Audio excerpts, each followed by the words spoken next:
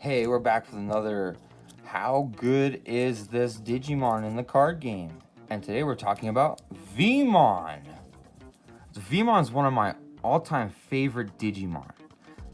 And so far, he has a pretty nice variety of cards. He's got 7 so far, which is pretty good, considering he's one of the most popular Digimon. So let's just check them all out. So Veemon debuted in BT2 as a blue card, as you can see. So he costs 3 to play, 0 to Digivolve, he has 2k DP, and his inheritance that says, your turn once per turn. When this Digimon becomes unsuspended during your main phase, trigger, draw 1 card. So actually, this is a pretty good card. The Veemon archetype, like, even when this card debuted with the All-Force Veemon archetype, you were unsuspending kind of pretty often in your turn. And then later on in BT3, when we started getting Imperial Digimon and all that, you were still unsuspending often during your turn. So being able to just draw from naturally using the effects of your card, of your Digimon, is pretty darn good. And look at him, he's just frolicking around, he's blushing a little bit, he's just having a good time. Veemon's just a chill dude. So that's Veemon's debut. I think it's a pretty good card. So next we have Veemon from EX3. And at one point, this probably was the best rookie in the game. So he costs 3 to play, 0 Digivolve, he has 2k DP, and jamming. Just straight up jamming. This guy could swing into your opponent's security, they could reveal Omnimon, and doesn't matter, he'll just survive it. He's just fine. So yeah, at one point, this card was probably the best rookie in the game, and some might even say it was the best card in the game.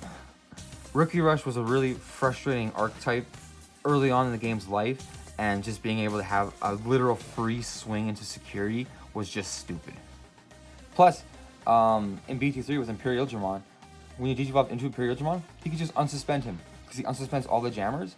So you could just have an army of Veemons that unsuspend themselves and then just keep swinging.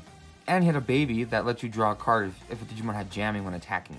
So this card all around was just a really good card. It still is pretty good. You just don't see it played as much. Imperial Digimon has started to really focus in on its own archetype, and this card has kind of fallen to the wayside a bit, I feel. But it's still a really great card. Veemon BT3, a top tier card. And I love this artwork. He's just about to pounce on someone. Looks like he just got smashed in the head by a rock or something. He's just ready to attack. I just love this artwork. So now we're heading into starter deck, the All-Force Veemon starter deck. And this is a pretty cool card. So it costs 3 to play, 0 Digivolve, he has 2k DP, and he has an effect that says your turn. If your opponent has a level 6 or higher Digimon in play, this Digimon can Digivolve into an All-Force Veemon in your hand for a memory cost of 4, ignoring its Digivolution requirements.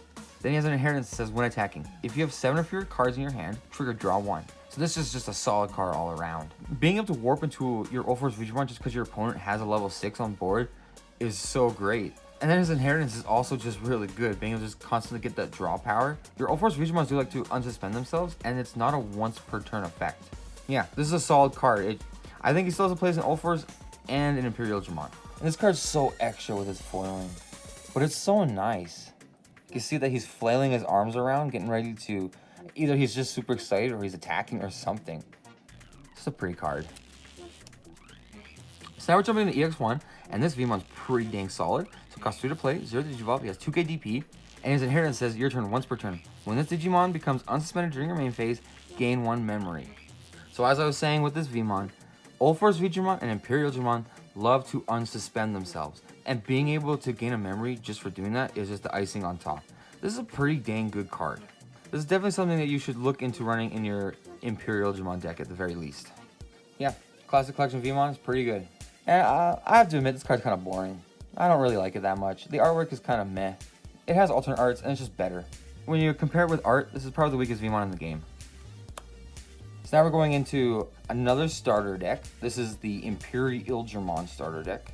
So he costs 3 to play, 0 Digivolve onto a blue or a green Digimon, 2k DP, and he has an on-play effect that says reveal the top 3 cards of your deck, add 1 card with free and its traits among them to your hand, place the remaining cards at the bottom of your deck in any order.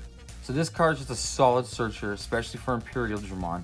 I mean, it was designed for Imperial Digimon. Every Digimon in the Imperial Digimon line has the free trait, so just being able to search any of those pieces is really, really solid.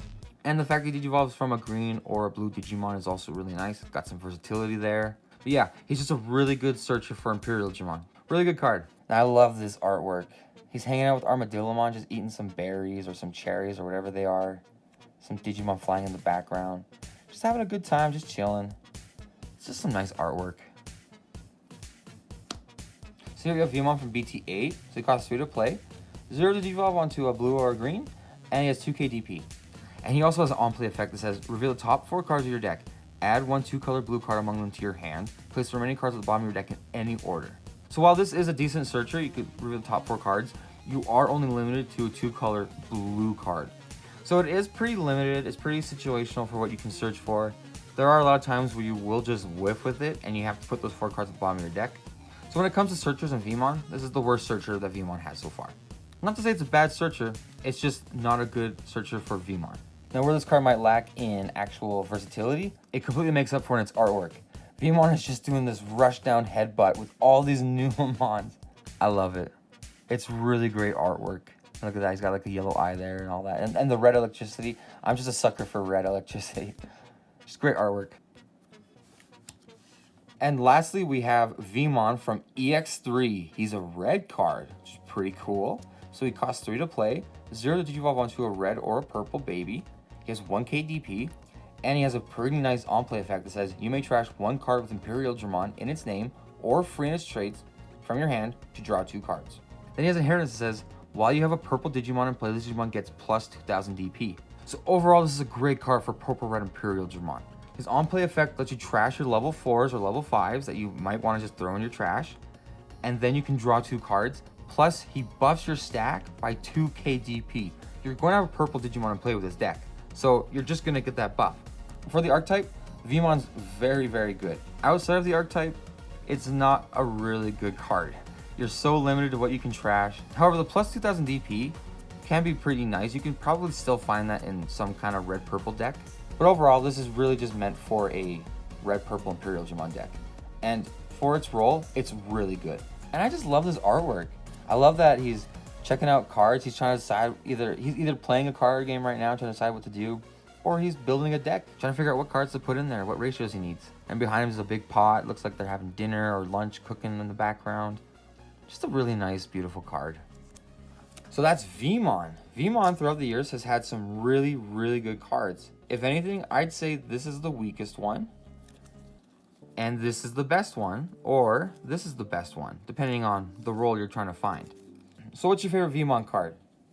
My favorite Veemon card is probably still Jamming Veemon, but I am starting to really lean towards the Searcher and the Red Veemon. I just think it's really nice. I love when the cards have the actual cards in the art. I just think it's really nice. So thanks for watching, guys. Veemon's the GOAT. And if you love Veemon, let me know in the comments below. Subscribe so you can keep up with all my uploads. And I'll see you in the next one. Peace!